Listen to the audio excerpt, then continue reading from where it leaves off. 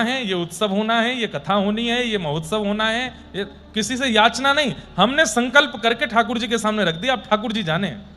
ऐसी आकाश वृत्ति किसके साथ होती थी? नरसिंह मेहता जी के साथ आकाश वृत्ति होती थी। बहुत सुंदर कथा है, बहुत विस्तृत हो जाएगी, इसलिए सूक्ष्म में सुनाता हूं। उनके पुत्र थे, नाम था श्यामल दास। श्यामल दास का अंजार के बहुत बड़े सेठ की बेटी से संबंध पक्का हो गया। और संबंध ऐसे पक्का हुआ कि अंजार के सेठ ने अपने कुल पुरोहित को भेजा, बोले जूनागढ़ जाइए, वहां पर बड़े अच्छे अच्छे नागरवंशी ब्राह्मण हैं, उनमें से मेरी बेटी के लिए योग्य वर ढूंढ के लाओ। तो ब्राह्मण देवता गए और वहां जाकर के खूब सारे वर देखे, लेकिन अपने यजमान की बेटी के लिए योग्य वर नहीं मिला। तो एक पंडित जी थे साथ में जो वर दिखवा रहे थे। अंत में उन्होंने कहा आपको कोई पसंद नहीं आ रहा, मेरा ही बेटा देख लो। उनका बेटा देखा तो देखने से ही पता चल रहा था कि व्यसनों में लिप्त है। तो पंडित जी ने उसके लिए भी मना कर दिया और कहा कि भाई आपके जूनागढ़ में हमारी यजमान की पुत्री के लिए योग्य वर है ही नहीं शायद। तो जो पंडित जी थे पुरोहित जी के साथ में जो लड़के दिखवा रहे थे, वो थोड़े से झुंझला गए, थोड़े चिढ़ गए, और चिढ़ करके उन्होंने कहा एक ब्राह्मण बचा है हमारे यहाँ का, हो सके तो उसका बेटा देख लो। बोले कौन है? नरसिंह मेहता, उसका बेटा है श्यामल दास। मतलब ऐसा किया कि तुमको इतने बढ़िया बढ़िया लड़के पसंद नहीं आ रहे तो नरसिंह मेहता का बेटा देखो। नरसिंह मेहता मतलब जिसको वंशधरों ने निकाल दिया, नगरवासियों ने निकाल दिया, ब्राह्मणों ने अपने कुल से निकाल दिया, उसका बेटा देख लो, वो शायद पसंद आ जाए। संयोग से नरसिंह मेहता कथा कर रहे थे और उनका बेटा सामने बैठ करके कथा सुन रहा था। सामने बैठने वालों का बहुत बड़ा योगदान रहता है, इसलिए हम सामने वालों से थोड़ा प्रार्थना कर देते हैं। हमारे पंडित जी भी सामने बैठते हैं, एक आध झोंके ले लेते हैं, ये भी कभी कभी। हमारे सब संगीतज्ञ भी सामने बैठते हैं। सामने बैठने वालों की बहुत बड़ी योग्यता कथा की होती है। क्यों? पीछे वाले तो ध्यान से सुनते हैं, सामने वाले इधर उधर होते हैं ना, तो कथा पूरी डगमगा जाती है। और एक्सप्रेशंस भी बहुत अच्छे होने चाहिए। अब सामने वाले का माटी का मत होना सा मुंह ऐसे देख रहा है, तो कथा वाला कैसे कथा करे? अनेक मुस्कुरा दे भैया, भाव से सुन ले। तो श्यामल दास सामने बैठ के कथा सुन रहे थे, नरसिंह मेहता कथा सुना रहे थे, और श्यामल दास के नेत्रों से अविरल अश्रुधार। और उसी समय वो पंडित जी वहां पहुंचे, अंजार के सेठ के कुल पुरोहित। उन्होंने जाकर के जैसे ही नरसिंह मेहता जी की पहले तो कथा सुनी तो उससे प्रभावित हो गए, और उसके बाद में श्रोता, कथा पूरी हो गई, सब उठ के चले गए। उनका बेटा अभी भी उसी कथा रस में डूबा डूबा रो रहा था। पंडित जी आके आए, व्यासपीठ पर आके प्रणाम किया, बोले आपकी कथा बहुत बढ़िया लगी, आपका पुत्र कहां है? हम उसको देखना चाहते। नरसिंह मेहता जी बोले बैठा है, भाव विभोर बैठा है पीछे। और जैसे ही देखा नेत्रों से अविरल अश्रुधार, कथा सुन के पुरोहित जी ने कुछ और पूछा ही नहीं, बोले यही है योग्य वर, इसी से होगी शादी। और बता दिया, बोले कि हम अंजार के सेठ जी की, वो ब्राह्मण हैं, बड़े अच्छे सेठ हैं, धनवान हैं, उनकी बेटी का आपके पुत्र से विवाह नक्की करके जा रहे हैं। नरसिंह मेहता बोले भैया हमारे यहाँ कुछ है नहीं द्रव्य आदि। बोले वो उसकी आवश्यकता नहीं है, बाहरी द्रव्य नहीं है, भीतर का हृदय द्रव्य कितना अद्भुत है आपके पुत्र का। और विवाह पक्का करके चले गए। जब पहुंचे उससे पहले जूनागढ़ के चिढ़ने वाले ब्राह्मणों ने पत्र लिख करके सेठ जी को भेज दिया, जो ब्राह्मण वहां के धनवान थे, कि आपके पुरोहित जी ने नरसिंह मेहता के पुत्र से आपकी पुत्री का विवाह पक्का किया है, उनके घर तो खाने की व्यवस्था नहीं है, उनका बेटा तो ऐसा है, और उनके यहाँ तो ये है, बड़े अपवाद कर दिए। पंडित जी पहुंचे, तब तक पत्र पहुंच गया। तो जैसे देखा उसने कहा गुरुजी मैंने तो आपको विश्वास करके भेजा था, आप इनके पुत्र से मेरे बेटी का विवाह पक्का करके आए हो, देखो उसकी तो हालत बड़ी बिगड़ी है। पुरोहित जी बोले देखो मैं रिश्ता पक्का करके आ गया हूं, अब मैं अपने वचन वापस नहीं लूंगा, ब्रह्म वाक्यम जनार्दनम, मैं बोले आया हूं, अब विवाह तो तुम्हें वहीं करना पड़ेगा। बोले ऐसे कैसे चलेगा, आप बताइए ना क्या। बोले नहीं नहीं विवाह तो वहीं होगा। तब उसने बहुत लोगों से पूछा, तो कई लोगों ने मन भर दिया कि आप एक काम करो, नरसिंह मेहता जी को लंबी चौड़ी लिस्ट लिख के भेज दो, इतना सामान होना चाहिए, बारात में इतने घोड़े होने चाहिए, इतने ऊंट होने चाहिए, इतने हाथी होने चाहिए, ऐसे ऐसे नग आभूषण पहन के आने वाले बाराती होने चाहिए, हमारी नाक का सवाल है, इतना लिख के भेजो कि नरसिंह मेहता देख करके मना ही कर देंगे, हम ब्याह नहीं कर सकते। लिख करके भेज दिया और पूरा पत्र लिख के बंद करके जय श्री कृष्ण भेज दिया। जैसे ही पत्र पहुंचा नरसिंह मेहता जी के पास, बैठे थे नरसिंह जी कीर्तन कर रहे थे, डाकिया ने आकर के पत्र दिया। पत्र, बोले आपके लिए पत्र आया है, किसी प्रेमी ने भेजा। बोले अच्छा, पत्र उठा करके देखा, जय श्री कृष्ण। अरे मेरा नहीं है, ये ठाकुर जी का पत्र है। मेरा पत्र होता तो ऊपर नरसिंह मेहता लिखा होता, इस पर जय श्री कृष्ण लिखा है। दूसरे का पत्र नहीं पढ़ता मैं, खोला ही नहीं पत्र को और जाके धर दिया ठाकुर जी के आगे, ठाकुर जी जय जय, किसी ने आपके लिए पत्र भेजा है, देख लीजिएगा। ठाकुर जी मन ही मन सोचने लगे, अरे नरसी खोल तो ले एक बार, ये 100 हाथी कहां से आएंगे, ये इतने घोड़े कहां से आएंगे जो लिखे हैं अंदर। पर नरसिंह मेहता तो प्रेम मगन ठाकुर जी के सामने पत्र रख के चले गए। ठाकुर जी इतने रीझ गए इस व्यवहार से, बोले कि नरसी इतना समर्पण की बस नाम दिख जाए ठाकुर जी का तो ये ठाकुर जी की वस्तु है। ठाकुर जी बोले जब इतना समर्पण नरसी करता है तो इतना प्रेम हम क्यों नहीं प्रदान कर सकते। और महाराज बुला लिया रुक्मणी जी को और सब द्वारिका वासियों को कहा, हमारा एक मित्र है, उसके पुत्र का विवाह है, सब तैयार हो जाओ। सब बोले कहां जाना है, बोले वो चलेंगे जूनागढ़। क्या पहने, बोले हमारे विवाह में जो पोशाक पहनी थी वैसी पोशाक पहनो सबरे। और रुक्मणी कृष्ण विवाह में द्वारिका के लोग जैसे सजे थे वैसे पुनः सज गए, तैयार हो गए, सब यदुवंशी, बिल्कुल अद्भुत चतुर्भुज हैं सब लोग। द्वारिका में वर्णन आता है पुराणों में कि द्वारिका में सब चतुर्भुज हैं, सब चतुर्भुज रूप धारण करके अद्भुत अद्भुत श्रृंगार रूप। और महाराज हाथी घोड़ा सब बड़े बड़े साधनों में भर भर के, और अद्भुत महाराज किलोमीटरों लंबी बारात। और यहां नरसिंह मेहता के पुत्र के विवाह का दिन था। एक घोड़ी आई, उसके बस अंतिम श्वास ही चल रही थी, सस्ते में वही मिली। 4 लोग थोड़े कीर्तन करने वाले आ गए और बाकी सारे सूरदास रहते थे नरसिंह मेहता जी के साथ, जिनके नेत्र ही नहीं थे। 16 सूरदास एक दूसरे के कंधे पे हाथ धर के, ये तो बारात थी, और लेकर के नरसिंह मेहता निकल पड़े। इतने में ही देखा पीछे से अद्भुत हाथियों की सवारी और महाराज घोड़े आदि आदि सब जो सब आए। नरसिंह मेहता जी ने किसी से पूछा, भैया ये क्या आ रहा है। बोले आपके कोई पुराने मित्र हैं, पुराने कोई यजमान हैं, उनको पता चला कि आपके पुत्र का विवाह है तो वो अपने पूरे कुनवा खानदान को लेके आए हैं। बढ़िया भैया, हम तो भूल गए कौन से यजमान हैं ये। ठाकुर जी रथ पर बैठ करके आए हैं, बढ़िया सुंदर उतरे, नीचे उतर करके नरसिंह मेहता जी को हृदय से लगाया। नरसिंह मेहता जी बोले, भगवान आपको कहीं देखा तो नहीं हमने। बोले आपने एक बार कथा करी थी हमारे यहाँ, हम दोनों पति पत्नी ने बैठ करके सुनी थी, रुक्मणी जी भी प्रणाम कर रही हैं। नरसिंह मेहता बोले हमको याद नहीं। सुनिए, हम आपके पुत्र के लिए बढ़िया वाली अचकन लाए हैं, पहना दें। बोले पहना दो। सामल दास का श्रृंगार स्वयं श्री कृष्ण कर रहे हैं, अपने विवाह पर श्रृंगार ब्रह्मा जी से करवाते हैं, लेकिन नरसिंह मेहता के पुत्र के विवाह में ठाकुर जी श्रृंगार कर रहे हैं, सहरा बांध रहे हैं, पत्रावली बना रहे हैं, सुंदर आभूषण पहना करके। ठाकुर जी जिसको हाथ धर दें, वो कुब्जा जब सुंदरी हो सकती है तो श्यामल दास तो कितना सुंदर हो गया होगा। और महाराज लिए ढोल नगाड़े वालों को आगे लेकर के जामे, जैसे क्या कहते हैं, किसी बारात में कई जीजा और फूफा होते हैं, बड़े एक्साइटेड रहते हैं, ऐसे ठाकुर जी जीजा फूफा जैसे लग रहे हैं। और ले जा करके ढोल ताशे वालों को बोलते बजाओ जोर से, और स्वयं नृत्य करते हैं, द्वारिका वालों से नृत्य करवाते हैं। नरसिंह मेहता उन्हीं को देख रही है, कौन सी कथा के यजमान है मेरे। लेकिन भक्त के नेत्रों से ठाकुर जी बचते नहीं। थोड़ी बहुत देर में नरसिंह मेहता जी का यह हुआ कि वो तो कीर्तन में लग जाते थे, बारात चल रही है, वो अपना कीर्तन कर रहे थे, तो नेत्रबंद करके वही झांकी दिख रही है जो आगे बारात में नाच रही है। बोले मैं कीर्तन करता हूं, मुझे ठाकुर जी का अनुभव होता है, आज मैं नेत्र बंद कर रहा हूं, ये मेरे यजमान क्यों दिख रहे हैं मुझको, इनसे नाम तो पूछ के आऊं, इनका क्या नाम है। नरसिंह मेहता गए, बोले सुनिए सुनिए यजमान जी। बोले हाँ जी आपका नाम क्या है। ठाकुर जी बोले हमारा नाम सांवरिया सेठ। सांवरिया सेठ? बोले हाँ। दोबारा बताइए तो। बोले सांवरिया सेठ। नरसिंह मेहता जी अपलक नेत्रों से जब देखने लगे, देखते ही देखते ठाकुर जी से छुपाया नहीं गया, हंस गए जोर से। और जैसे ही हंसे महाराज, लखी जन लाल की मुस्कान, जैसे ही लाल जी मुस्कुराते हैं ना, आदमी बस उस समय हृदय गति को बचा ले, अटैक पड़ने की 100% संभावना है, इतने सुंदर हो जाते हैं ठाकुर जी। और जैसे ही हंसे हैं नरसिंह मेहता जी का तो सब भूल भाल गए, मेरे बेटे की बारात है, बेटा दुल्हा बना है, पत्नी आदि सब भूल गए। तुरंत हाथ पकड़ लिया, द्वारिकाधीश। ठाकुर जी बोले हाँ जी। अरे जय जय आप आए हो। तुरंत हृदय में भर लिया नरसिंह मेहता। 52 बार गए ठाकुर जी जूनागढ़। कितनी बार? 52 टाइम्स। नरसिंह मेहता जी के लिए 52 बार इस कलयुग में ठाकुर जी जूनागढ़ गए। और ऐसी बारात लेकर के गए महाराज, सब देखते रह गए अंजार वासी। अद्भुत ब्याह हुआ उनके पुत्र का। कथा और भी लंबी है।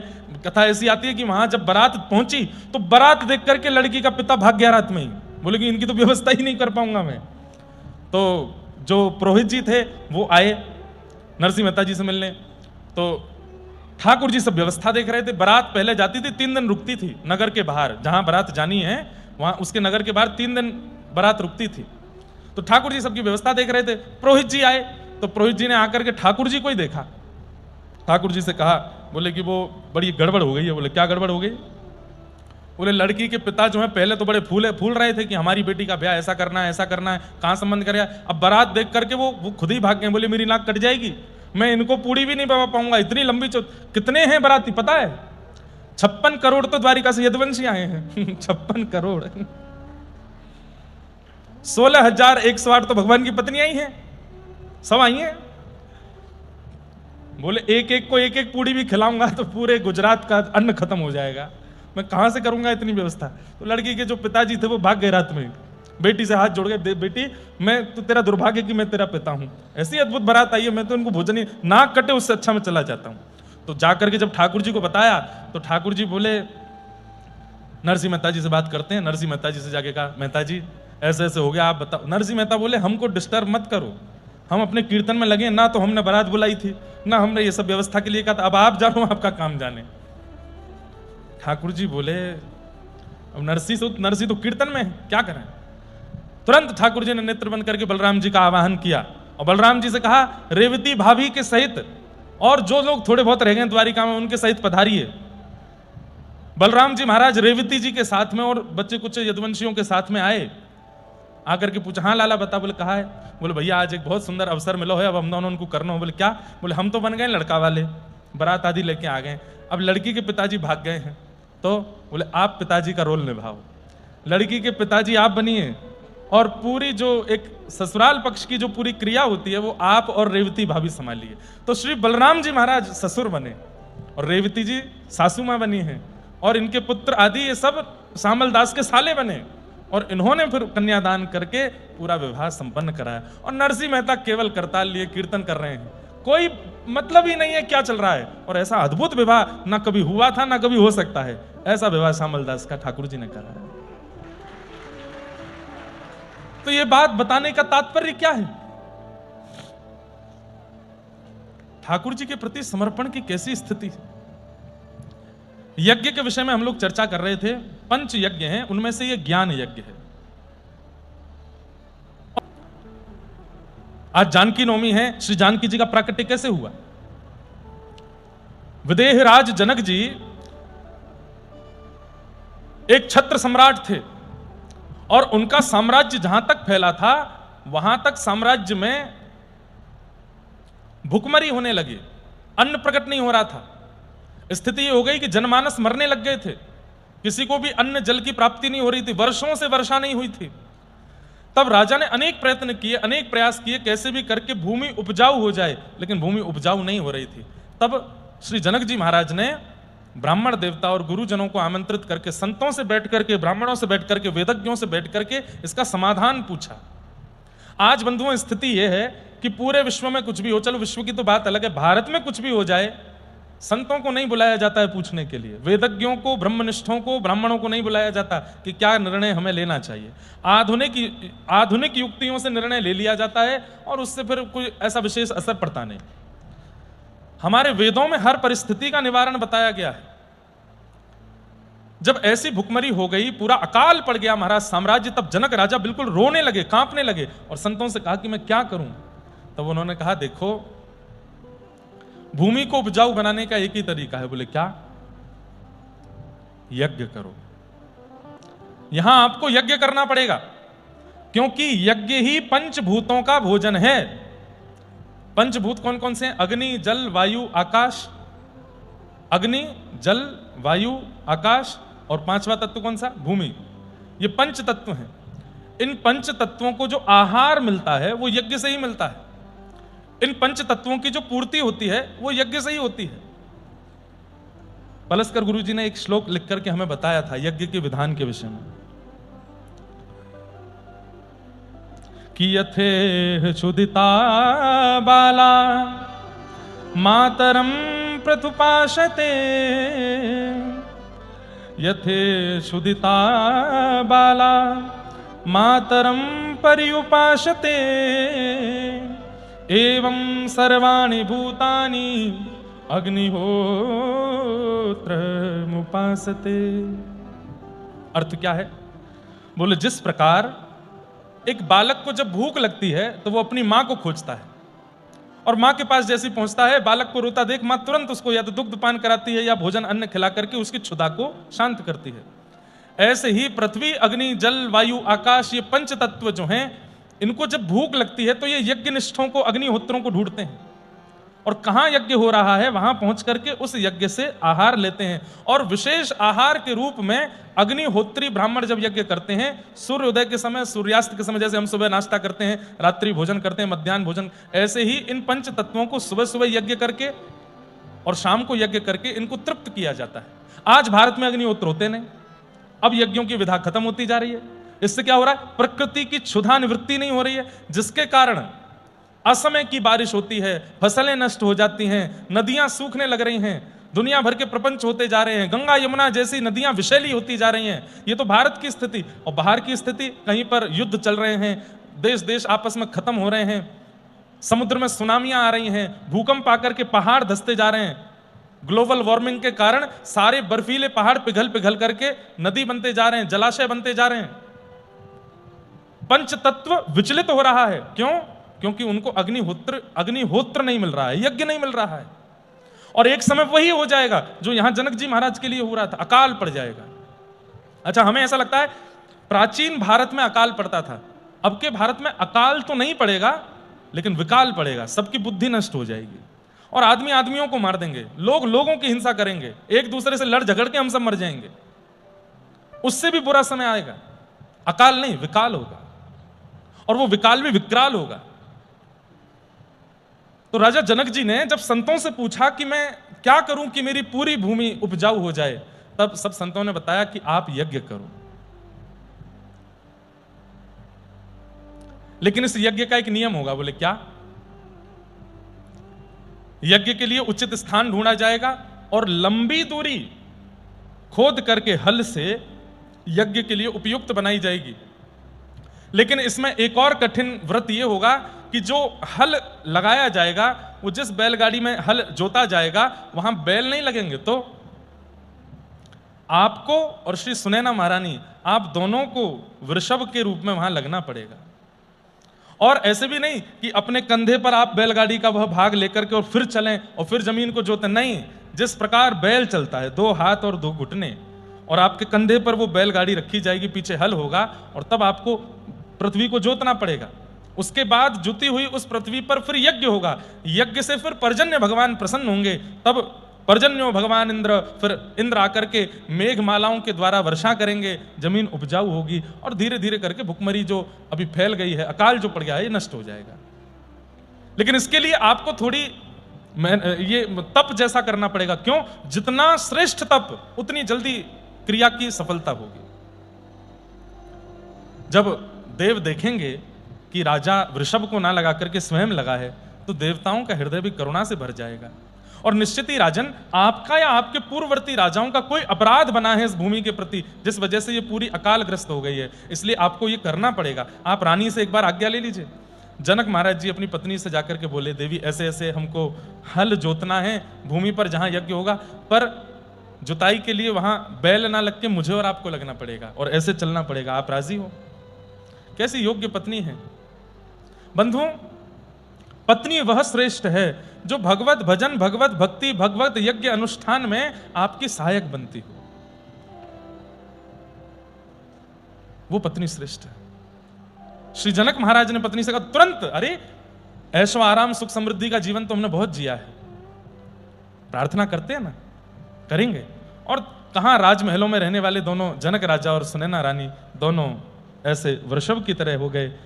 कंधे पर बैलगाड़ी का भाव लकड़ी का रखा गया, पीछे हल लगाया गया, स्वर्ण का हल, उसकी जो नोक थी उसका विधिवत पूजन किया है ऋषियों ने आकर के।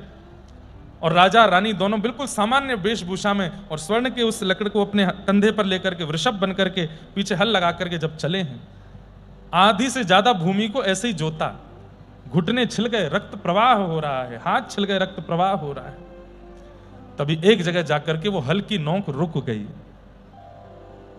आपने खूब प्रयास किया लेकिन वो ना आगे जा पा रहे हैं ना पीछे हो पा रहे हैं। तब मानो जैसे एक व्यवधान जैसा आ गया। तब आपने ऋषियों से कहा अब क्या करें? बोले कि ठाकुर जी से प्रार्थना करो, क्या लीला करना चाह रहे हैं, भगवान कृपा करें। आपने वह नोक निकाल करके जब भीतर गाड़ करके देखा, तभी अब प्रकट रूप में एक और स्थिति है, पर अप्रकट रूप से तब क्या हुआ? बोले सुंदर स्वर्ण मंडित एक आसन प्रकट हुआ। 16 सखियां घेरे हुए हैं उस आसन को, और उस आसन के मध्य में एक सुंदर कमल दल है। उस कमल दल के बिल्कुल मध्य में साक्षात परम्बा जगदम्बा श्री लक्ष्मी जानकी जी के रूप में विराजमान और श्री जनक महाराज को। अब इससे एक बात समझ में आई आपको? ध्यान दीजिएगा, यज्ञ करने की इच्छा मात्र से जो क्रिया की जा रही थी, उस क्रिया से जानकी जी की प्राप्ति हो। अभी तो यज्ञ हुआ ही नहीं है, केवल यज्ञ की पूर्व की परिकल्पना से श्री जानकी जी का प्रादुर्भाव हो गया। मतलब यज्ञ करने की स्थिति में आना तो बहुत बड़ी बात है। यज्ञ करना है ऐसा मन ही यदि आप बनाने लग जाते हैं, तो ही देव आपसे संतुष्ट होने लगते हैं, तो ही ठाकुर जी आपसे प्रसन्न होने लगते हैं। और जनक महाराज और रानी से तो इतने प्रसन्न हो गए, श्री जानकी जी आ गए। और पहले तो प्रकट रूप में लक्ष्मी रूप में दर्शन हुआ, और बाद में फिर छोटी सी लाली के रूप में श्री जानकी जी मिली। जनक महाराज ने हृदय से लगाया, लेकर के उनको आए। बाहर देखा तो मेघमालाओं ने आकर के पूरे नगर को आच्छादित कर दिया। झमझम बारिश होने लगी, पूरा अकाल भी दूर होने लगा। ऋषियों ने कहा कि देखो, यज्ञ नहीं हुआ लेकिन यज्ञ से मिलने वाला फल पहले ही आ गया है। आपकी पुत्री आई है और बाहर आ गई पूरे जनकपुर में, पूरे आपके आंचल में, लेकिन अब यज्ञ करना है। उसके बाद फिर विधिवत जनक जी महाराज ने यज्ञ किया, और तब जाकर के पूरी सृष्टि फलीभूत हुई। कहते हैं श्री जनक जी महाराज का किया गया तब का यज्ञ ही है कि आज तक हम सब लोग खा पी रहे हैं आनंद में। ऐसे श्री जानकी जी का प्रादुर्भाव हुआ। श्री सिया जी की हृदय बिहारिणी का आज प्रादुर्भाव दिवस है। कल हम लोग श्रवण कर रहे थे कि श्री गोविंद दास के साथ ठाकुर जी कैसी कैसी लीला करते थे, और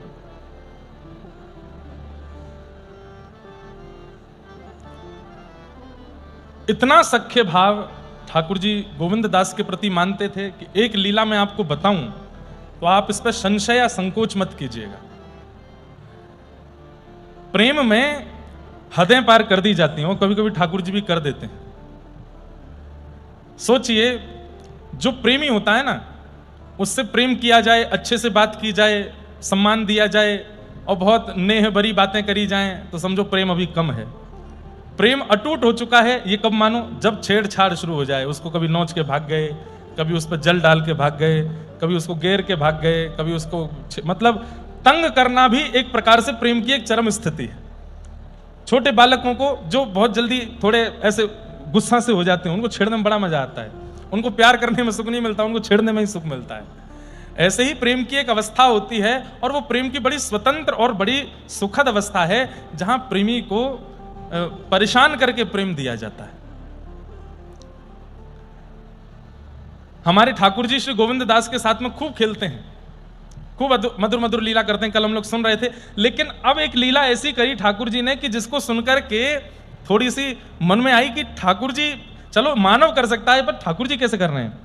श्री प्रियादास जी वर्णन कर रहे हैं। गए हैं बाहिर भूमि तहां कृष्ण आए झुम करी, बड़ी धूम आके बोढ़न सो मार के, इन्हु निहार उठ मार दई बाह सो, जो कौतुक अपार सख्य भाव रस सार के, माता मग चाहे बड़ी बेर भई आई तहां, कहां बार लाई ओट पाई उर्धार के, आयो यो विचार अनुसार सदाचार कियो, लियो प्रेम गाढ़ कभु करत संभार के। बार बार पहले ही कह रहा हूं कि इस विषय पे बहुत संकोच मत करिएगा, और ये मत सोचना कि ऐसा कैसे। अरे पर ब्रह्म जब सख्य भाव में आते हैं तो पूरे पूरे सखा बनते हैं। और सख्य भाव में क्या कर रहे हैं ठाकुर जी?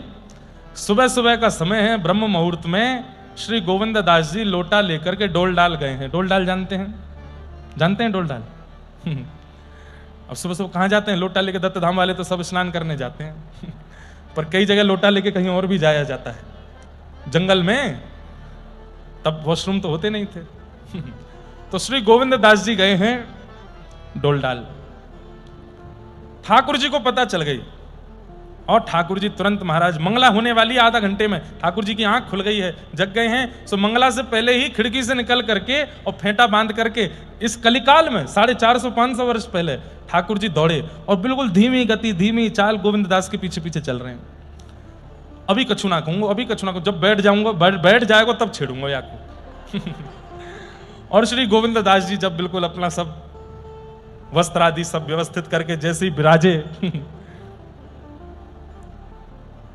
सोई ठाकुर जी वहां पर बेर का एक वृक्ष लगा था, वहां से बेर तोड़े और बेर पकड़ करके निशानों लगामे और सीधे गोविंद दास के ऊपर। अब अकेले वन में चुपचाप गोविंद दास, बेर आकर के पड़े तो गोविंद दास जी, कौन है कौन है, थोड़े थोड़े परेशान से हो जाएं। फिर थोड़ी देर बाद ठाकुर जी बेर लेके कहीं पीछे चले जाएं, फिर पीछे से प्रहार करें, कभी इधर से मारे कभी उधर से मारे। खूब देर हो गई, गोविंद दास जी बेचारे बड़े परेशान हो गए, स्थान बदलने लगे, यहां से वहां कूदने लगे, क्या करें। ठाकुर जी तो पीछा ही नहीं छोड़े। इतने में ही गोविंद दास ने देख ली, क्या पीतांबरी, अरे कन्हैया, ए लाला तू आयो का। सो ठाकुर जी मंद मंद मुस्काए रहे हैं। अब गोविंद दास मन में बड़े संकोच में भी आ रहे हैं कि मैं कैसी अवस्था में हूं, मैं इस वक्त बिल्कुल भी पवित्र अवस्था में नहीं हूं और ये मेरे पास आ रहे हैं ठाकुर जी, अब क्या करूं। लेकिन ठाकुर जी ने जैसे ही गोविंद दास ने यह विचार किया कि मैं पवित्र अवस्था में नहीं हूं, ये मेरे पास आ रहे हैं, सो ठाकुर जी का मुंह बन गया। ठाकुर जी मतलब मैं तो कुछ सखा मानूं तो ये बीच में परब्रह्म दृष्टि मेरे प्रति काई कुलारो है, सोच रहे हैं। तो गोविंद दास जी ने तुरंत बिल्कुल सख्य भाव में ही आ गए। गोविंद दास जी बोले, अच्छा लाला ना मानेगो ना तो मैं तो कुछ छू दूंगा। फिर आगे आगे ठाकुर जी भाग रहे हैं, पीछे पीछे गोविंद दास भाग रहे हैं। इतने में ही सामने से गोविंद दास जी की माता जी आ गई और उनको ठाकुर जी तो दिखे नहीं, गोविंद दास दिख रहे। अब वो अपना पल्लू करे, अरे राम राम राम राम, इतनी बड़ी उम्र में ये देखना क्या कर रहा है ये। तो गोविंद दास जी बड़े बिल्कुल संकोच में आ गए। ठाकुर जी अंतर ध्यान है ठेंगा दिखा के भाग गए वहां से। ऐसी लीला ठाकुर जी किसी के संग कर सकते हैं, श्री गोविंद दास के साथ ये लीला कर रहे हैं। और गोविंद दास तो बोले, आज तो मैं पानी पानी कर दी और शर्म के मारे मेरी मैया के आगे ऐसी जो है नाटक किए हैं ठाकुर जी ने, आज आपको बताऊंगा नहीं। और गोविंद दास मैया से जाके बोले, मैया कोई से कहियो मत। बोले लेकिन मैं कहूंगी तो नहीं, पर ये है का रहे हो ये बताएगो। बोले मैया मैं बताऊंगा तो कुछ समझ में नहीं आवेगी, तू याद बढ़िया पूछा ही मत भयो का। गोविंद दास स्नान आदि करके शौच आदि निवृत्त होकर बिल्कुल शुद्ध पवित्र अवस्था में आकर के वस्त्र धारण करके सेवा करने जाते थे मंदिर में, रोज राग सेवा करनी है। देखिए बंधुओं, ठाकुर जी मंदिर से बाहर खेलने आते हैं गोविंद दास के साथ, लेकिन इसके बाद भी अष्ट सखाओं की एक विशेषता है, मंदिर में जाके सेवा करना नहीं छोड़ा। कुम्मन दास जी के चरित्र में मैंने वो बात सुनाई नहीं थी आपको कि कुम्मन दास जी खेती कर रहे थे, हल जोत रहे थे अपनी खेत में, तो ठाकुर जी ऐसे अपने पल्लू में अनाज लेकर के और पीछे पीछे ऐसे डालते चल रहे थे। खेती की बुवाई कर रहे हैं ठाकुर जी और आगे हल लेके चल रहे हैं कुम्मन दास जी। इतने में ही मंदिर के घंटे बजने लगे।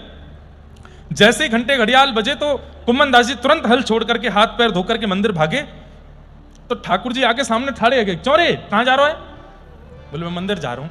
अरे मैं तो तेरे साथ खड़ा हूं, मैं तो तेरे संग हल चलवा रहा हूं, मैं तो तेरे संग यहीं ठाड़ा हूं, तेरे सामने ठाड़ा हूं, फिर तू मेरो दर्शन करवे, मंदिर का गुजारो। मंदिर में तो मैं अस्थिर रह के खड़ा रहूं और उन लोगों को दिखाई दूं जो मुझको सचल ना देख सकें, वो अचल मेरो दर्शन वहां पे करें। मैं तेरे संग सचल यहां डोल रहा हूं, फिर मंदिर का गुजारो है। गोविंद दास चतुर्भुज दास जी का उत्तर बहुत सुंदर है। क्या कहते हैं? ठाकुर जी आप मेरे खेत में आते हो, मेरे घर पे आते हो, मेरे पास आते हो अपनी इच्छा से। कल को यदि मुझसे कोई अपराध हो गया तो आप आना बंद कर दोगे, लेकिन मंदिर में आप विराजमान हुए हो मेरी गुरुदेव की इच्छा से, आचार्य की इच्छा से, और चाहे जो हो जाए मेरे घर आना बंद कर दोगे, पर मंदिर से तो आप कहीं नहीं जाओगे ना, वहां तो आप सदा मिलोगे। आज यदि मेरी भक्ति कम हो जाए और आप मेरे पास आना बंद कर दो तो भी मुझे रोना नहीं पड़ेगा आपको ढूंढने के लिए। मुझे पता है कि आप मंदिर में बैठे हो, वहां से आप नहीं जाओगे। मुझे अपनी भाव पर विश्वास नहीं है, मेरे भाव से तो आप दूर भी हो सकते हो, पर मेरे आचार्य के भाव से आप मंदिर में प्रतिष्ठित हो, वहां से कहीं नहीं जाओगे। इसलिए मैं उस स्थान जाना क्यों बंद करूं जहां मुझे सर्वदा आपका दर्शन होना है, मैं तो वहां जाऊंगा। ठाकुर जी संग खड़े हैं तो भी वो मंदिर गए और मंदिर जाकर के ठाकुर जी का मधुर दर्शन किया। तो अष्ट सखाओं के प्रति एक विशेष बात यह है कि आपने प्रेम में आकर के ठाकुर जी की इतनी मधुर अंतरंग लीलाओं का अनुभव करके भी मंदिर जाना नहीं छोड़ा, मंदिर जाते हैं और मंदिर की जो सेवा है वो करते हैं। गोविंद दास नहा धो करके तैयार आदि होकर के आए, श्रृंगार चल रहा था श्रीनाथ जी का। गोविंद दास आकर के श्रृंगार का पद गाने लगे। अब पद वाली किताब तो वो ले गयो बालक, उसमें पद लिखे। कोई बात नहीं, आएंगे तो सुनाएंगे। पद गा रहे थे, ठाकुर जी का श्रृंगार चल रहा है। आहा, अब ठाकुर जी श्रृंगार कराते कराते, अब देखिए बाकी सब लोगों को श्रृंगार का दर्शन नहीं होता, करते समय श्रृंगार दर्शन नहीं कराना चाहिए सबको, क्योंकि ठाकुर जी को असहज लगता है। इसलिए जब ठाकुर जी का श्रृंगार चल रहा हो कपाट बंद रखने चाहिए। घर के ठाकुर जी हैं तो भी बाकी सदस्यों को चाहिए कि उस समय वहां प्रवेश ना करें। भाई श्रृंगार के समय पर वही भीतर आवे जिससे ठाकुर जी असहज नहीं होते। तो जिनको पुजारी जी ने चुना है, महंत जी ने चुना है, महाराज जी ने चुना है, वही भीतर जामे, बाकी सब लोग नहीं आओ। श्रृंगार एक ऐसी स्थिति है कि उसमें हम मानव लोग भी कई बार माताएं श्रृंगार कराती हैं, तो श्रृंगार गृह में सबको प्रवेश नहीं करने देती। और तुम बाहर जाओ और माते हैं तैयार होके, तैयार हो जाएं तब देखना हमको, उससे पहले का क्या हो रहा है वो मत देखो। ठाकुर जी को भी उसमें असहजता लगती है। और कई बार क्या होता है बंधुओं की, जो श्रृंगारी होता है ना, उसके हाथों से सेवा कर करके करा के ठाकुर जी इतने सरल हो जाते हैं कि कई बार कपाट लगने पर उसके आगे ठाकुर जी हाथ भी सीधे कर लेते हैं, बोलने भी लगते हैं, बैठ भी जाते हैं। सबके सामने ऐसी लीला नहीं होती। कभी कभी अनुभव होता है ठाकुर जी का कि वो सरल हो गए हमारे लिए, श्रृंगार जिससे सेवा कराते हैं उसके लिए। इसलिए श्रृंगार के समय प्रवेश नहीं करना चाहिए और ना देखना चाहिए। लेकिन गोविंद दास जी से तो ठाकुर जी बड़े सहज थे, तो उनको अनुमति थी कि वो पर्दे के अंदर बैठ करके ही पद गाते थे। तो पर्दे के अंदर बैठ करके पद गा रहे थे और ठाकुर जी के गोविंद दास जी संकोच में है। बहुत ध्यान से इधर देखो, ये लीला थोड़ी सी अनुभव करने की है। गोविंद दास जी सुबह की लीला से थोड़े सकुचाए हुए से हैं। आज ठाकुर जी ने ऐसी स्थिति में मुझको देख लिया और जाने क्या क्या करके गए, तो आके प्रणाम किया। तो एक बार जैसे ही नजर उठा के ठाकुर जी को देखा तो ठाकुर जी व्यंग में हंस रहे थे, हमने तो आज सब देखा। तो गोविंद दास जी इतने संकोच में और पद गाने लगे। गुसाई जी बोले क्या बात चल रही है दोनों में? कुछ नहीं जय जय, पद यूं कह रहे वो बारो पद सुनाओ। ठाकुर जी मौन होकर खड़े हैं और गुसाई जी श्रृंगार कर रहे हैं, मुकुट धरा रहे हैं आदि। तो जैसे ही गुसाई जी श्रृंगार लेने जामे तो आसपास वहां मोती रखे थे श्रृंगार के। गोविंद दास नीचे नजर करके गा रहे हैं, देख ही नहीं रहे ठाकुर जी के, संकोच आ रहा है, शर्म लग रही है। तो ठाकुर जी मोती उठा में और जोर से मारे, और वहीं मार रहे हैं जहां सुबह वो बेर मारे थे। तो गोविंद दास जी को जैसे ठाकुर जी बोले हमारी तरफ देख के गाओ। फिर गुसाई जी आ जाए, क्या हो रहा है? कुछ नहीं, ऐसे पद गा रहे हैं। अच्छा, फिर जामे तो गोविंद दास जी नीचे मुंह करके बैठे, फिर उठा में फिर मारे हैं। 2-3 बार गोटी मारी तो गोविंद दास जी थोड़े से ऐसे झुंझला से गए, रुको अभी बताऊं। तो जो गोटियां उनको मारी थी वही गोटियां इकट्ठी करी, बोले अब मैं मारूंगा। अब गोविंद दास जी को ये याद नहीं रहा, इन्होंने जैसी गोटी मारी उसी समय गुसाई जी पलट के देखने लगे और इन्होंने ऐसे करके गोटी मारी थी और वो ठाकुर जी के हस्तकमल पे आके पड़ी। गुसाई जी को इतना गुस्सा, और ठाकुर जी देखो मारो मुझे, इतना उद्यमी है, तुमने इतना मूड पे चढ़ा रखो है याकू, देखो कितना उद्यमी है, को भगवान को मार रहो है रे, नंद के लाला को मार रहो, इतना तुमको नंदरानी ने भी अधिकार नहीं दिया मारवे को और तुम मार रहो। देखो गुसाई जी तुम्हारे राज में कहा चल रहा है। गुसाई जी कहे गोविंद दास तू तो बहुत बेकार आदमी है, ठाकुर जी पे तू श्रम करावे, गोटी मारे ठाकुर जी। बोले 100 झूठे मरे होंगे तब ये लाला भयो तुम्हारो। बोले इतना उद्यमी है या कि उधमन को कहा बताऊं मैं। हाँ, तो गोविंद दास जी बोले तुम्हारो ये छोरा इतना बिगड़ गयो है, इतना झूठ बोले, या तो कछुना कहेंगे हमें समझा रहे हैं, इतना उधम मचावे। सो गोविंद दास जी बोले आप बता दो। गुसाई जी बोले क्या कहा उधम क्यों लाला ने, बताओ। ठाकुर जी बोले सुबह बारो बता, सुबह बारो। तो गोविंद दास बोले नहीं जय वो छोड़ो, उधम की तो कोई बात नहीं है, लेकिन बस कृपा है लाला ऐसे रीझे रहे हमसे, इनकी ये कृपा हम पर बनी रहे। गोविंद दास कह रहे हैं मैं जब चलता हूं तो मेरे आगे आगे ठाकुर जी चलते हैं। तो बोले दिखते तो है नहीं, बोले आगे पहुंच जाते हैं और पहुंच करके किसी झकोरे से झांक करके मुझको देखते हैं। गोविंद दास कहते हैं मैं जब चलता हूं किसी ना किसी वृक्ष को जब गौर से देखता हूं तो पता लगता है कि श्याम सुंदर वहां से मुझे देख रहे हैं। और कैसे देख रहे हैं? बोले ऐसे झकोरे में से मुझको देख रहे हैं। मैं अपने प्रेम का क्या वर्णन करूं हे संसार वासियों, मैं कैसे बताऊं कि मुझे कितना प्रेम देते हैं ठाकुर जी। आगे मगे चलत, अरे कैसा प्रेम हो गया है। बोले चातक की कथा सुनी है? चातक की कथा सुनी है? चातक एक पक्षी होता है और वो पक्षी कहता है प्यासा हूं प्यासा हूं प्यासा हूं। जब चहकता है तो ऐसी आवाज आती है। तो जब वो सुबह सुबह चिल्लाता है प्यासा हूं, तो बाकी के सारे पक्षी उसको कहते हैं गोदावरी जी बह रही हैं, इतने सारे पोखर नदी तालाब भरे पड़े हैं, पी ले, क्यों चिल्लाता है प्यासा हूं? तब चातक कहता है अरे नहीं, तुम जानते नहीं, मैं स्वाति के जल कहां पीऊं? वो स्वाति के जल से इतना प्रेम करता है कि सब त्याग देता है। कई बार तो प्राण त्यागने की स्थिति, प्यासा मर जाता है चातक पक्षी, लेकिन पानी नहीं पीता। श्री डोंगरे जी महाराज एक कथा सुनाते थे कि एक बार एक चातक पक्षी को किसी भेलिया ने बाण मार दिया। तो जब वो वृक्ष की डाल से नीचे गिर रहा था तो नीचे गंगा जी बह रही थी, और वो चातक पक्षी अपने पंख से अपनी चोंच पकड़ करके गंगा जी की ओर जा रहा है। क्यों? कि कहीं प्राण निकलते समय गंगा जी का जल मेरे मुंह में ना चला जाए। क्यों? मेरा प्रेम तो स्वाति के जल से है। मैं जीते जी मर जाऊंगा, पर गंगा जल जिनका एक बूंद भी यदि जीभ पर पड़ जाए मरणासन अवस्था में तो ना, अरे गंगे गंगे यो ब्रूयात यो जनानाम सतैरपि मुच्यते सर्व पापेभ्यो विष्णु लोकम सगच्छति।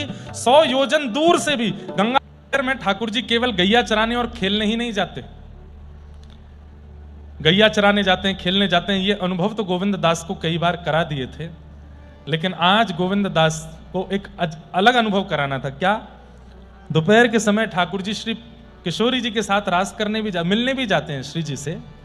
तो अब चलेंगे, आज तैरेंगे सुरभि कुंड में, ना मां ना जानो, चलो खिरक में चलो मां खेलेंगे, ना महू ना जानो। तो पर्वत पे ऊपर चलो, वहां पे थोड़ी बंसी बजाइयो, मैंने कछु गाऊंगो, ना महू नहीं जानो। कहाँ जानो? सो ठाकुर जी ऐसे ऐसे उठा करके नजर देखें, ऐसे देखें, कौन की प्रतीक्षा कर रहे हो? तू ना जाने, आन दे अभी, जयजमो को बताओ तो सही। बोले तो को बताऊंगा तो तू कहा कर लेगो? बोले शायद मैं कछु सेवा कर दूं आपकी। बोले वृषभानु नंदिनी राधा रानी आज मिलवे वारी है, प्रतीक्षा कर रहा हूं, समय तो यही दियो, अभी तक आई नहीं है। ठाकुर जी की वो अदा देख करके ऐसे ढूंढ रहे हैं कहां हैं, और इतने व्याकुल। बोले दुनिया को इनके लिए व्याकुल होते देखा, लेकिन आज ये किसी के लिए व्याकुल हो रहे हैं। इनकी स्थिति देख करके गोविंद दास जी वहीं बैठे बैठे गाने लगे। क्या गा रहे हैं?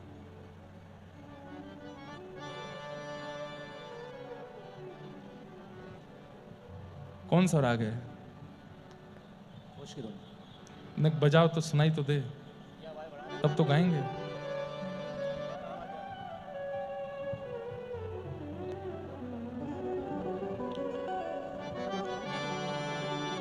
कुंज के द्वार ठाणे हैं मोहन, कुंज के द्वार ठाणे मोहन, कुंज के द्वार ठाणे हैं मोहन, कुंज के द्वार ठाणे मोहन, देखत मारग तेरोरी प्यारी, देखत मारग तेरोरी प्यारी, चली बेगी विलंब न कीजे, चली विलंब न कीजे, चली बेगी विलंब न कीजे, चली विलंब न कीजे, तू ही तन मन धन प्यारी, तू ही तन मन धन प्यारी। हाँ कुंज के द्वारे ठाड़े मोहन, कुंज के द्वारे ठाड़े मोहन, देखत हैं मार्ग तेरो प्यारी, देखत है मार्ग तेरो प्यारी। जैसे ठाकुर जी जिस प्रकार से प्रतीक्षा कर रहे हैं, और जब किशोरी जी नहीं दिखती हैं, अचानक से अरे गोविंद लगे श्री जी आगे ही दिखे, तुरंत ऐसे देखते हैं, और फिर देखा कि नहीं श्री जी नहीं है तो उदास हो जाते हैं। आज ठाकुर जी को उदास देख नहीं पा रहे हैं गोविंद दास। मुखमंडल पर जो उदासी छाई है ठाकुर जी की, वह देख करके गोविंद दास गिरिराज जी पे ठाकुर जी के बगल में बैठ करके गाने लगे। कुंज के द्वारे ठाड़े मोहन, कुंज के द्वारे ठाड़े मोहन, देखत मार्ग है तेरो प्यारी, देखत मार्ग है प्यारी। तेरे हित रचि पेच सजे हैं, तेरे हित रचि पेच सजे हैं। रचि पेच सजे हैं मतलब यहाँ पर गोविंद दास कह रहे अरे श्यामाजू कहाँ रह गए आप, ने जल्दी करो, जल्दी आओ लाला, हमारो व्याकुल है रो है, आज आपके कारण तो श्रृंगार करके आयो है। और गोविंद दास जी के चरित्र में आता है इनको पाग बांधना बहुत अच्छा आता था, तो ठाकुर जी इनसे पाग बंधवाते थे, जबकि गोविंद दास जी को गर्भगृह में जाने की अनुमति नहीं थी। तो एक बार की बात कि गोविंद दास जी पद गा रहे थे, सो ठाकुर जी की श्रृंगार हो चुका था, राजभोग चल रहा था, तो पाग का भाग खुल के ऐसे नीचे आ रहा था। तो गोविंद दास जी ने बिना पुजारी जी से अनुमति लिए भीतर गए और पाग संभालने लगे। तो पुजारियों ने आकर बड़ा गुस्सा किया, बोले कि भाई सुन, तेरी वैसी चर्चा चले कि तू बाहर ठाकुर जी के संग खेले तो बाहर ही खेला कर, मंदिर मत आए कर अंदर। आप पाग संभाल के गए। तो गुसाई जी को जब ये बात पता चली तो गुसाई जी ने सबसे कह दी नहीं कि भाई गोविंद को अधिकार है केवल इसके लिए कि वो ठाकुर जी की पाग बांध सकता है, और गोविंद दास जी जाके ठाकुर जी की पाग बांध देते थे। आज ठाकुर जी ने बिना बताया नहीं था गोविंद दास जी को कि श्री जी से मिलना हो, बोले आज अच्छी वाली पाग बांध दे। तो पाग बांध के उसमें सुंदर लटकन लगाई है, लटकन बाल बाल गले से ऐसे छुभ रही है, ऐसे झूल रही है, यहाँ पर सुंदर उस पर सिरपेच है, सुंदर उस पर मोर पिच्छ धारण किया है, बढ़िया सुंदर ऐसी अद्भुत रंग बिरंगी सतरंगी पाग पहनी है ठाकुर जी ने। तो गोविंद दास जी बता रहे हैं श्री जी को कितने एफर्ट किए लाला ने और आप देरी कर रहे हो। तेरे हित रचि पेच सजे हैं, तेरे हित रचि पेच सजे हैं। आके सब सुख कीजे प्यारी, आके सब सुख कीजे प्यारी। कुंज के द्वारे ठाड़े मोहन, कुंज के द्वारे देखत मार्ग है तेरो प्यारी, देखत मार्ग है तेरो प्यारी। तिहारो तिय ज्ञान ध्यान सुमिरन, तिहारे तिय ज्ञान सुमिरन। इनको ज्ञान ध्यान सुमिरन सब आपके काजे है। हे प्रिया जी ये आपसे बहुत प्रेम करें। तिहारे तिय ज्ञान ध्यान सुमिरन, तिहारे तिय ज्ञान ध्यान सुमिरन। तुमरो नाम जपत छिनवारी, तुमरो नाम जपत छिन प्यारी। तुमरो नाम जपत छिन प्यारी, तुमरो जपत छिन प्यारी। कुंज के द्वारे ठाड़े मोहन, कुंज के द्वारे। अरे जैसे कभी किसी की प्रियतमा रूठ जाए तो प्रियतम के सखा उसको जाके बताते हैं अरे वो तो तुम्हारे बारे में ऐसे बोलता है, तुम्हारी इतनी प्रशंसा करता है, तुमको याद करता है, तुम ऐसे कर रही हो। ऐसे ही गोविंद दास जी पक्ष ले रहे हैं ठाकुर जी का, बोले कि अरे प्रिया जी मैं आपको कहा बताऊं, नित्य गोविंद कुंड में मैं स्नान करवे जाऊं तो ये लाला वहां किनारे पे बैठ के आचमन करे, अपवित्र पवित्र वाक करके फिर ध्यान करे, जप करे, माला करे, संध्योपासन करे, अनुलोम विलोम व्यायाम करे और महाराज सब करे। मैंने पूछी अरे लाला पूरी दुनिया तेरो ध्यान धरे, तू कौन को ध्यान धरे? सोई शर्मा जाए मेरे आगे, कहा बताऊं? बोले ना बताए दे। बोले वृषभानु नंदिनी श्री राधा रानी, उन्हीं को जप करूं, उन्हीं को ध्यान करूं, उन्हीं को स्मरण करूं, उन्हीं को आवाहन करूं अपने चित्त में। अरे प्रियाजू ये तो आपके काजे तिहारो तिय ज्ञान ध्यान सुमिरन, तुम जप नाम तुम्हारो नाम जपत छिनु प्यारो, तुम्हारो नाम ही सदैव जपतो रहे, तुम्हारी काजी संध्योपासन आदि सब कुछ करे और आप इतना विलंब कर रही हो। हे प्रिया जी ऐसा मत करो।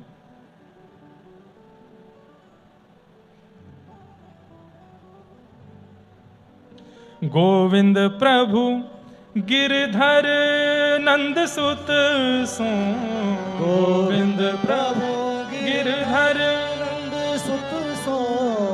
गोविंद प्रभु गिरधर नंद सुत को, गोविंद प्रभु गिरधर को आए करो अंक भर प्यारी, आए करो अंक भर प्यारी, आए करो अंक भर प्यारी, आए करो अंक भर प्यारी।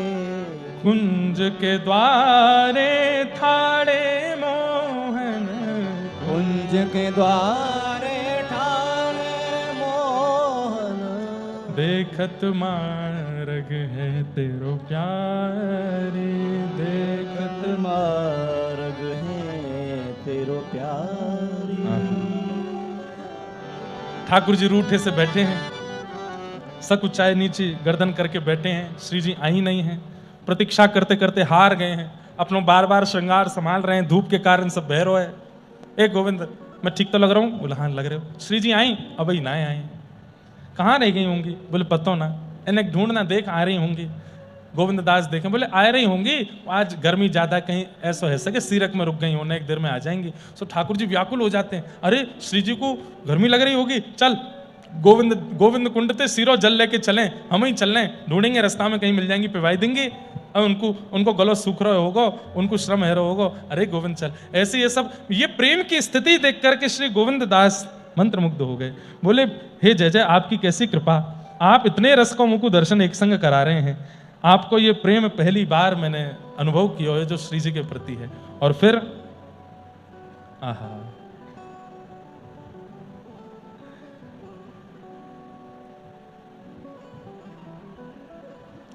इतने में ही श्री किशोरी जी आती हुई दिख गई, और जैसे ही किशोरी जी पधारी हैं, गोविंद दास ने जाकर के खबर दी है, जय जय कोई आ तो रहे हो है। बोले बताइयो कैसा रूप लावण्य है? बोले अद्भुत है, ऐसा बिल्कुल गोरो तन है, नीली चुनरी पहन रखी है, कमल जैसे नेत्र हैं, आदि आदि सबको वर्णन कियो।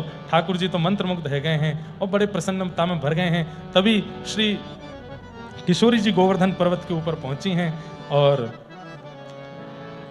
गोविंद दास श्री प्रिया प्रियतम के मधुर मिलन को दर्शन करके वारी वारी जा रहे हो, बार बार बस ऐसे ही देखत रहूं तुम्हें जन्म सफल कर मानूं। एक दूसरे को अंक में भर के श्री प्रिया प्रियतम मधुर दर्शन अपनों कर रहे हैं, करा रहे हैं गोविंद दास को।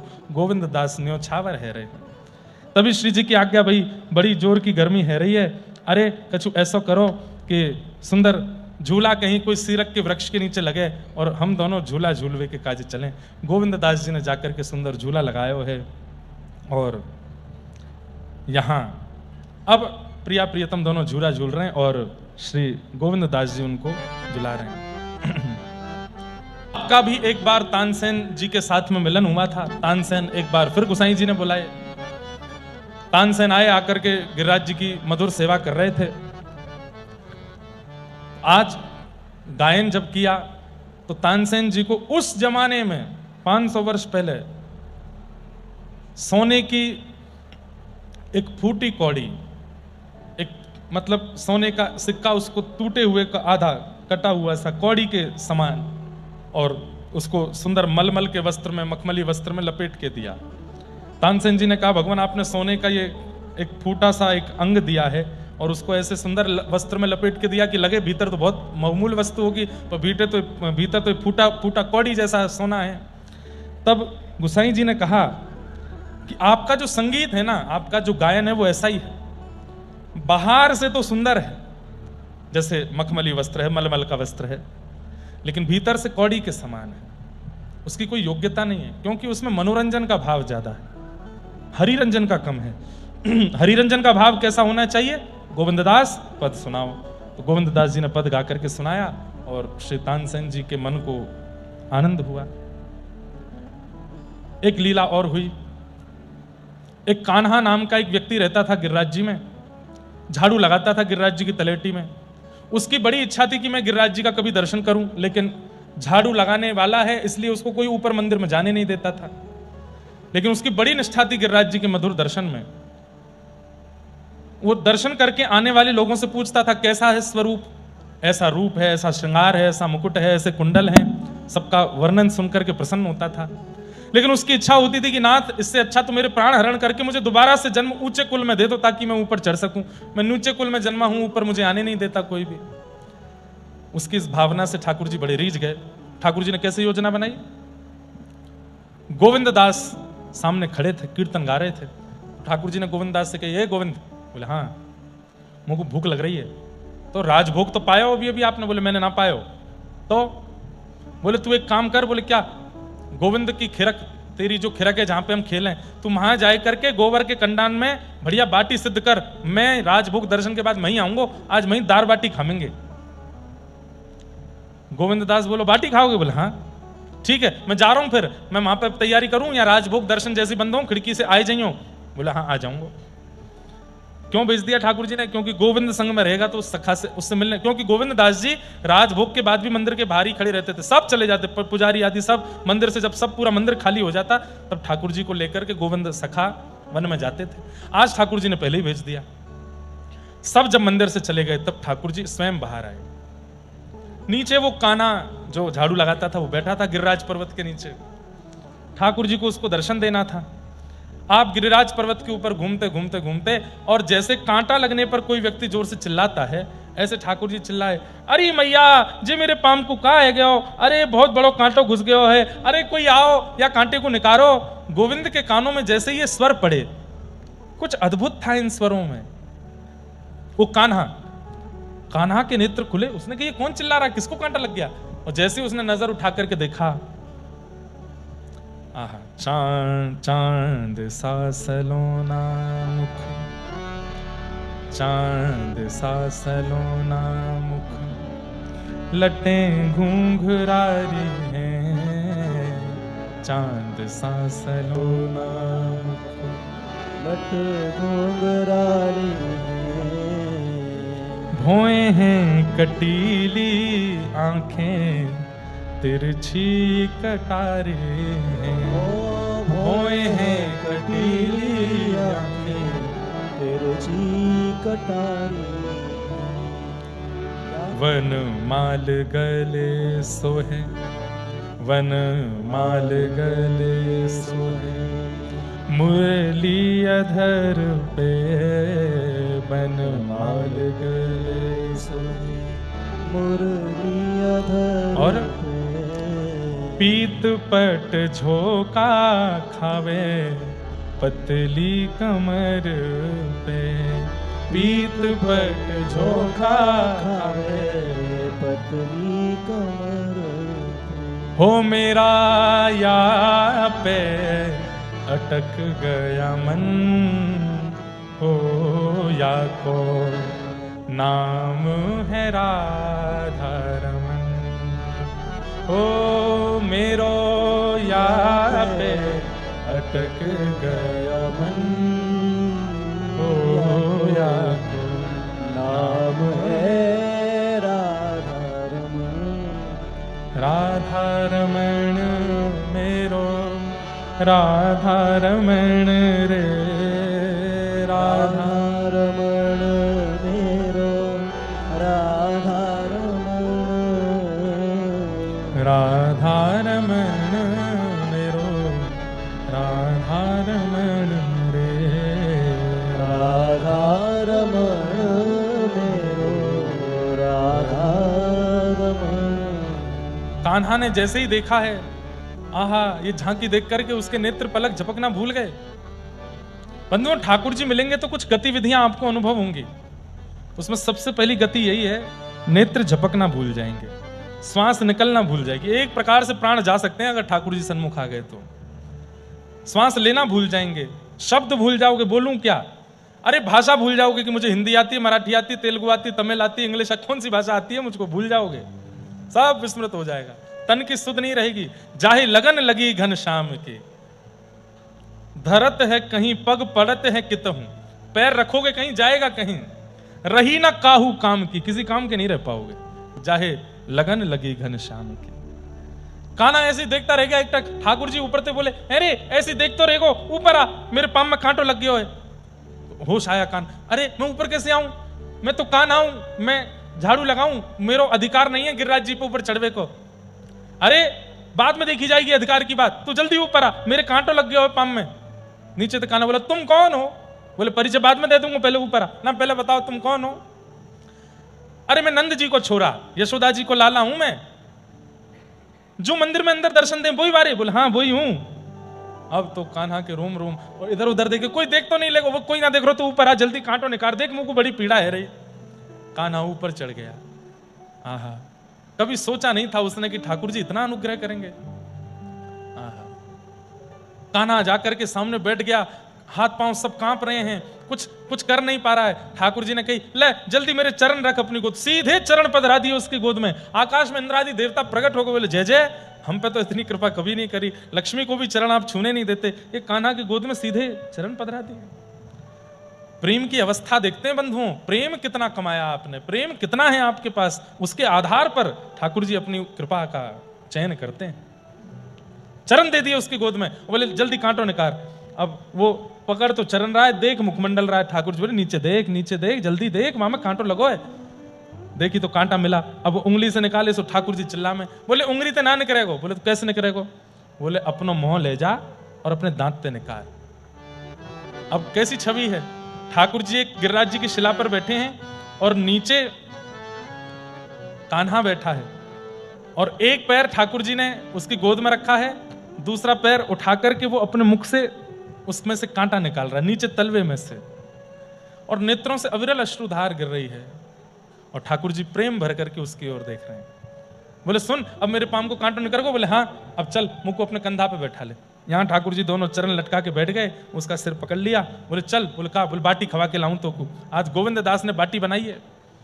लेकर के ठाकुर जी जा रहे हैं। कान्हा बोलो गोविंद दास के सामने मत ले जाइयो। क्यों? बोले सबसे ज्यादा तो वही हल्ला करें, जब जब मैं गिरिराज जी पे चढ़वे को प्रयास करूं तो गोविंद ए ऊपर मत चढ़ियो, झाड़ू लगावे, तू ना जा सके ऊपर, आचार विचार को ध्यान रखे कर। ठाकुर जी अच्छा, या गोविंदा को तुम्हें बताऊंगा, सुन तू एक काम कर, यहीं पेड़ के पास रुक, मैं जाऊं। ठाकुर जी गए, गोविंद दास ने बढ़िया बाटी बना रखी थी, ठाकुर जी प्रेम से बाटी पाने लगे। लेकिन स्थिति क्या, अब बाटी बन के जैसी परोसते हैं, परोस करके गोविंद दास दूसरी बाटियां सिद्ध कर, इतने में ठाकुर जी, अरे बाटी पूरी है कि जल्दी दे। गोविंद दास बोले बाटी खावे में समय लगे, गरम गरम बाटी फोड़ो, घी डालो, फिर में अंदर दाल डालो, फिर मिला के पाओ, समय लगे, इतनी जल्दी कैसे पा रहे हो आप? ठाकुर जी बोले भूख लग रही है हमारे, मैं गप गप पा रहा हूं, जल्दी दे। खूब सारी बाटी। गोविंद दास जी बोले पेट है, कुआ है, समुद्र है, कहां जा रही है इतनी बाटी? ठाकुर जी बोले ऐसे कहो तो मैं कल खावे नहीं आऊंगा तेरे पास। अरे ना जय खाओ। लेकिन जैसे ही ठाकुर जी थाड़े भये, तो पीतांबरी ऐसी फैल गई ठाकुर जी की। क्यों? सब जेब में भर ली बाटी खूब सारी, और जेब में भरी तो ऐसी फूल गई दोनों तरफ से। गोविंद दास बोले जय जय, भोजन करके पेट निकलना चाहिए, आपकी तो कमर निकल आई है। ये कैसा भोजन किया आपने, है कमर निकल आई दोनों तरफ से। ये कहा है, जैसे ही पकड़े तो हैं ये गोल गोल कहा है, जैसे हाथ डाल के निकाले तो बाटी पाए ना रे, गोजा में कौन के, अच्छा कोई और को खवा, कोई और प्रेमी मिल गो का? गोविंद दास इनसिक्योर जैसे हो गए, जैसे गिरिराज जी में मेरे संग लीला करते हैं, कहीं मेरे अलावा कोई और तो नहीं मिल गया इनको। जय जय कौन है, कौन है? जाके काजे आप लेके जा रहे हो, मंदिर में तो कोई खावेगो नहीं, वहां तो सबने राजभोग कर लियो, कौन है, कौन के काज लेके जा रहे हो? ना ना कोई ना कोई ना। बोले आपको मेरी सौगंध है, सांची बताओ। ठाकुर जी बोले एक मेरा भगत है। बोले या को मतलब मेरे अलावा भी कोई पे कृपा कर रहे हो? बोले अरे मैं जय जय हूं, वो तो सबन पे करनी पड़े, प्रेम देखना पड़े सबन को। कौन है दिखाते दो। तो ठाकुर जी ने दिखाई, देख वो पेड़ के पीछे खड़ो, जैसे ही देखो कान्हा, अरे ये तो झाड़ू लगावे। बोले हाँ, मुंह तो बहुत प्रेम करे, अब मैं थोड़ी देखूं झाड़ू लगावे वारो है कि राजा है, रंग है, फकीर है, सब मेरे हैं। आपने आपको स्पर्श तो ना कियो? ठाकुर जी ऐसे स्पर्श इतना ना कियो, इतना ना कियो मतलब थोड़ा सो कियो। एक कान्हा यहाँ पे आ। ठाकुर जी की तुम मत बोलियो, यही तो पूछूंगा मैं। चौरे लाल जी ने तेरा स्पर्श कियो? हाँ। कैसे कियो? बोले पहले तो अपने चरण धर दिए मेरी गोद में। गोविंद दास देखा आपने चरण पधरा दिया कि गोद में? फिर बोले मोहते कांटों ने कार, आपने यहाँ तो मोहते कांटों ने करवाया। और फिर फिर कहा, फिर बोले कंधा पे बैठा के ले चल गोविंद के पास। आप यहाँ की कंधा, और न्यो कह रहे हो थोड़ा सा इस पर सब्र तो करा दियो आपने, चरण दे दिए, बाकी मुंह से कांटों ने करवा रही हो, बाकी ऊपर चढ़ के बैठ के आएगा यहाँ पे, और न्यो कह रहे हो मैं। और सुनो, यहाँ से जो कियो वाको तो मैं बाद में बदलो लूंगा, इतना प्रेम मोते ना कियो जितना याकू कियो। वहां से पहले, अब मंदिर में बाद में जाओगे, पहले शुद्धि करो। झाड़ू लगावे वाले के ऊपर चढ़ के जा रहे हो, पहले जाओ गोविंद कुंड में जाके स्नान करो, आचमन करो और शुद्ध है जाओ, तब जाओगे मंदिर में, नहीं तो गुसाई जी को सब बात बता दूंगा मैं। ठाकुर जी बोले अरे गोविंद तू मेरा सुखाना है, देख जाड़ो पड़ रहा हो, बहुत ठंड है रही है, मैं नहाऊंगा ना, जाड़ो लग जाएगा मुँह को। बोले नहाना तो पड़ेगा। बोले ना नहाऊंगा ना। तो गोविंददास बोले एक काम करो। बोले क्या? गोविंद कुंड को जल लेके अपवित्र पवित्र हुआ कर लो, पवित्र है लो, ऐसे छींटो मार लो। बोले हाँ ये कर लूंगा। ठाकुर जी गोविंद कुंड पे जाके बैठे, जल हाथ में लेकर के 3 बार आचमन किया, आचमन करके अपवित्र पवित्र हुआ कर रहे हैं। इतने में गोविंद दास ने पीछे से ठाकुर जी को धक्का दिया और गेर दिए ठाकुर जी गोविंद कुंड में। अब तो मुकुट उतर के यहाँ गए, पाक खुल गई, ठाकुर जी के केश खुल गए। आहा मधुर झांकी, ठाकुर जी तैर रहे हैं गोविंद कुंड में और गोविंद दास जी को मधुर दर्शन है रहे हैं। इतने में ही ठाकुर जी बोले गोविंदा तू भी आ ना। मैं ना आ रहा हूं। क्यों? उत्थापन को समय है गयो है, मंदिर खुलवे वारो, मैं तो कीर्तन करूंगा वहां जाके। और अब पता चलेगी क्यों आप तो यहाँ नहा रहे हो, जब मंदिर में नहीं मिलोगे तो गोसाई जी डांटेंगे आपको। और ये तो भागे ऊपर मंदिर को, पीछे से ठाकुर जी भागे। अब ठाकुर जी जाकर के जैसे मंदिर में थाड़े भये, गोसाई जी ने तभी कपाट खोले। सो कहा देखो श्रीनाथ जी के सबरे वस्त्र गीले और उनमें से जल गिर रहा है, ठाकुर जी ऐसे थाड़े हैं। जय जय, ये जल कौन ने डाल दिया आप पे? गोविंद दास पीछे से बता रहे, बोले आज ऐसी ऐसी लीला करके आए हैं, वह कान्हा की गोद में बैठ के डोले हैं और मैंने कही ना कि नहा धो के जाइयो, सो नहा के आए हैं। तो ठाकुर जी बोले सांची क्यों ना बतावे? बोले क्यों? नहा के ना आया हूं, याने धक्का दे दियो मुंह को गोविंद कुंड में, मैं तो आचमन कर रहे हो वहां पे, मैं तो प्रोक्षण कर रहा हूं, जाने मुंह को धक्का दियो, याने गीलो किया। गोसाई जी बहुत बिगड़ गए है। गोसाई जी बोले भैया तुम दोनों की नोक झोंक ऐसी चलती रहे, ठाकुर जी ऐसी आप कृपा बनाए रखो, या गोविंद की आपसों आपकी गोविंद सो ऐसी नोक झोंक चलती रहे और मैं बीच में सुख लेता रहूं। ऐसी ठाकुर जी की मधुर लीला श्री गोविंद दास के साथ करते थे। इस प्रकार एक दिन गोविंद दास जी शाम ढाक पर बैठे थे और ठाकुर जी ने आज्ञा करी, गोविंदा अब लीला पूरी है गई, अब तेने खूब रस गा दियो, खूब मधुर मधुर भाव या जगत को दे दिए और तेने मुझ को बड़ो सुख दियो। अब आगे बहुत भयानक समय आ रहा है, हमारो तेरो प्रेम ये संसार के लोग पचा नहीं पाएंगे, अब तू आजा। और ठाकुर जी ने गोविंद दास को आज्ञा करके और अपने सुंदर निकुंज में प्रवेश करायो है। बोलो भक्त वत्सल भगवान की जय। ऐसे ठाकुर